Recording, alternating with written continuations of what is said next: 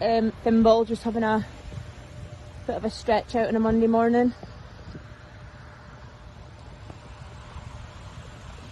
She might head to Wolverhampton on Monday for her third run for a handicap mark. And then we think one that probably will be quite competitive, hopefully when she's out handicapping.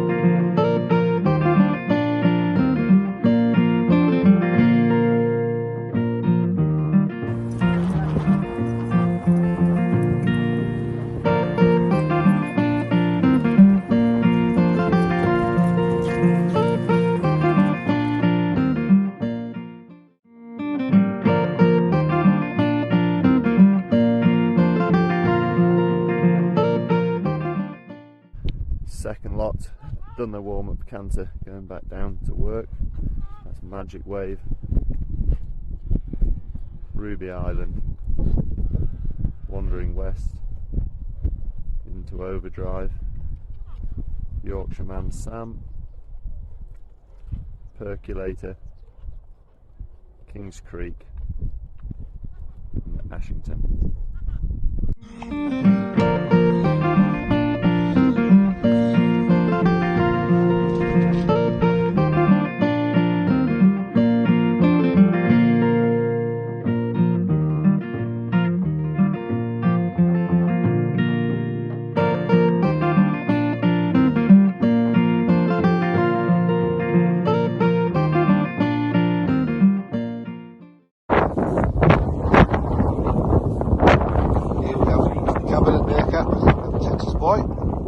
Both will run on Friday at Newcastle.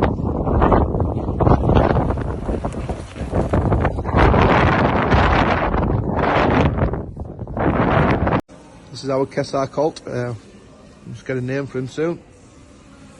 He's having his break now, he's finished, and he'll come back in January, will he? Yeah, probably just after Christmas. He obviously has done plenty of cantering. We've broken him in, ridden him through stalls, done plenty with him, and usually now they get turned out or they go into a pen, but he's quite happy in here. He goes on the walker every day, gets lots of food.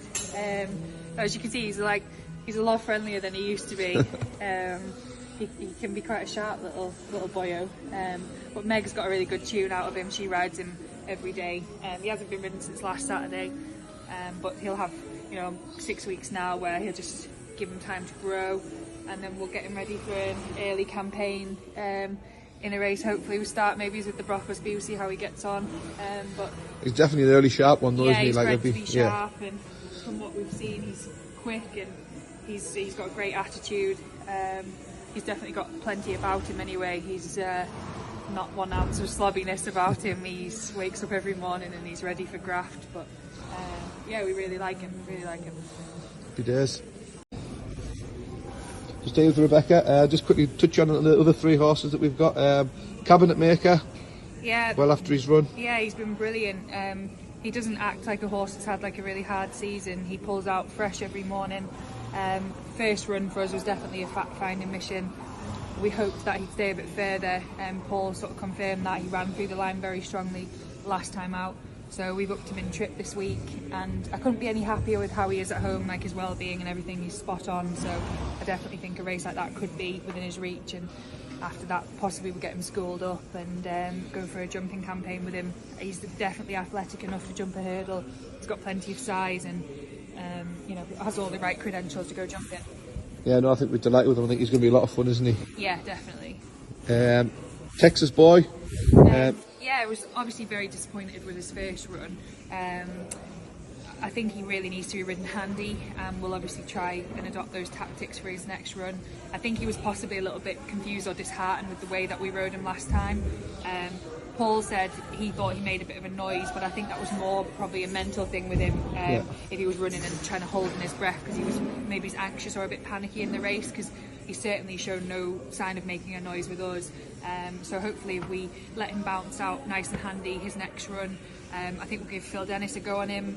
He's ridden him out at home here, so it'd be nice for him to have a go on him on the track, and hopefully we'll see a completely different horse next time. His training is certainly, he shows us plenty more, and his form in Ireland would suggest he's a lot better than what he showed us at Newcastle.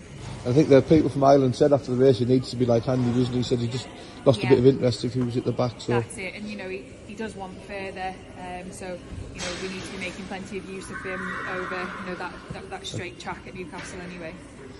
Excellent. And then finally, give us a clue, what's the other one? Well, we've got Melburnian. She's obviously found a lovely home. Melburnian's gone, yeah. Yeah, she's had all of her certificates done now, so she'll be heading over to Ireland to be a brood mare, which is will be really good. I think she's going to make a cracking career for herself doing that. And although she's sound after the race, she's got quite significant swelling in that tendon area, which is just.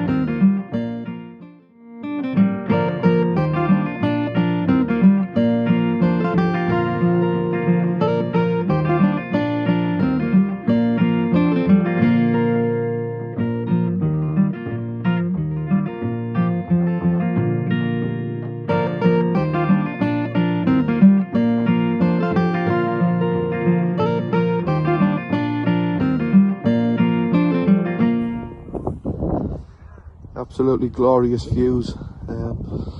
Mark Walford this morning. Every day. Mark's flying his drone, getting some footage. Just about to see it up in the air there. We're doing an interview with Erin as well. Oh no. Get Erin on the camera. This is Beaufort, just been out doing a nice bit of work. See, he couldn't even hear his wind coming up that gallops, Mark. Loads better. Yeah, really pleased with him. You look good and enthusiastic on the gallop, and yeah, we're not far off now with it now. Hopefully, I think it was the 28th of the month we're going to run, and if it's improved him as much as we think it might do, he's going to be a different horse completely. Yeah. So he might need his first run, but second run will be very competitive on the flat. And they just because he's been worrying about this problem for quite a while, and that's why he was silly going out onto the track. And I think it will be like that to start with, but it'll take him probably one run to realise actually this isn't as bad as it was, and you won't worry about it so much. And I think you'll see a lot calmer horse at the races. But yeah, we're looking forward to running him. Start on the flat, a couple of runs on the flat probably. And jumps when we get decent ground. Yeah. But you do get decent ground in the winter. Someplace like your Doncaster, Musselburgh, Market Raisins, never too bad. So there'll be options through the winter. And if it is too heavy, he can just go on the all weather. Yeah. If he progresses from when he won at Doncaster, that was a good run, and he went back downhill. But obviously because of his breathing. If we've got him back on track, we should get him back on the upward curve. Excellent. Yeah, so he's really well handicapped to be winning races, so it's exciting. Here with Diamante Ursa Canapé, who goes to Market Raising tomorrow. Yeah, he's been in good nick. All his training's gone nicely. When we took him up to Malton to work him on the grass, I was very pleased because last year he just got lost. And this year was a lot better, and he went up with some nice horses actually. The run tomorrow, obviously I'll give my thoughts on that tonight, but just going to be an education for him. He went blazing off in front last time, obviously didn't get home, and with hindsight that was the wrong way to ride. Tomorrow Jamie will just drop him in, take his time, and just let you get him round. But his jumping's superb. I don't know if you saw his schooling yesterday. His jumping is fantastic. That's his asset, and he will be a chaser. There's no doubt about it. Loads of scope. And about the future, he's still a baby. So we've had him a while, but you still forget. He's a baby. He's only 4, isn't he? He's only 4, and for a jumper, that's no age at all. But I'd expect we should be able to win something with him this season. So he'll need a handicap mark. Which he'll hopefully get after this run tomorrow, and then we can look forward to cracking on with him. I'd like to think we could win a little hurdle with him this year, but as long as he can do that, I'm happy at any level, because I know the following year or following season over fences when he strengthens, completely. But he does, he wants to be winning this time around, which I think is realistic. This is Diamond's canopy. He's getting on his toes a little bit. He knows what it's all about now. Plan will be just to drop him in towards the back to get him settled and just aiming to finish the race well. So just coming back in here, Jamie said he's just still very mentally, he's just green, isn't he, Jamie? Yeah, he's still a big baby. It's all a bit of a game to him, to be honest. His huge asset though is his jumping. He's a very good jumper. He's very quick from A to B. Yeah. But as soon as they quicken, you ask him. Yeah, his head comes up, doesn't it? His head comes up and he kind of just goes up and down the spot a bit. Yeah. So I'd say as a horse, it's just going to take racing to get used to it. Yeah, we just have to keep getting him out and we'll see a bit more improvement next time. The better. Yeah, grand.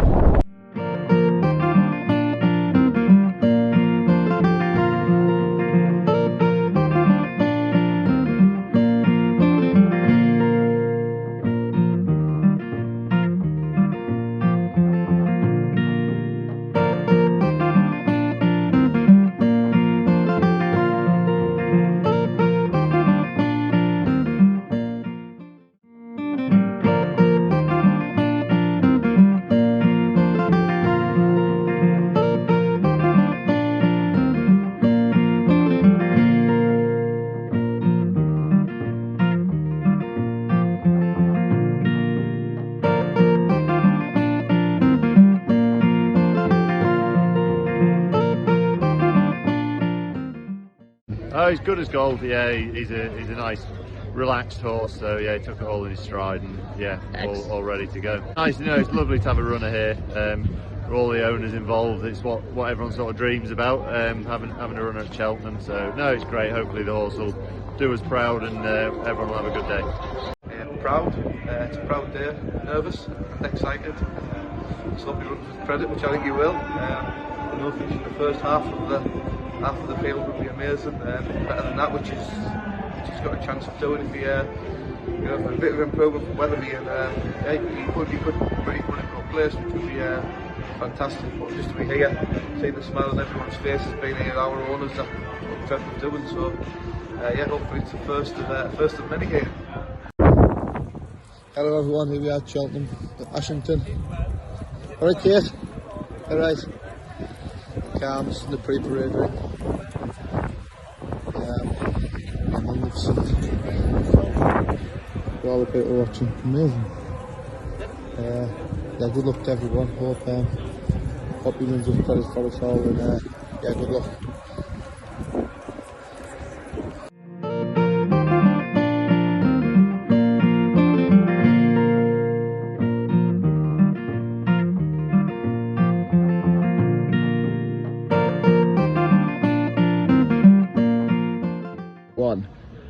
Hi all, at Wolverhampton with Cass Toyboy. Really looking forward to a great night at Wolverhampton again. Hopefully, fingers crossed, he's going to do it for us. He said she, but yeah. Why do you love Ursa Major, Rich? Ursa Major, fantastic group of people. Always meeting nice people. Get to go to all the races whenever we can. It's just a great atmosphere, lovely people, and make lots of new friends. And we do lots of stable visits and see all the horses, and the information you get back off all the horses and all the trainers is second to none.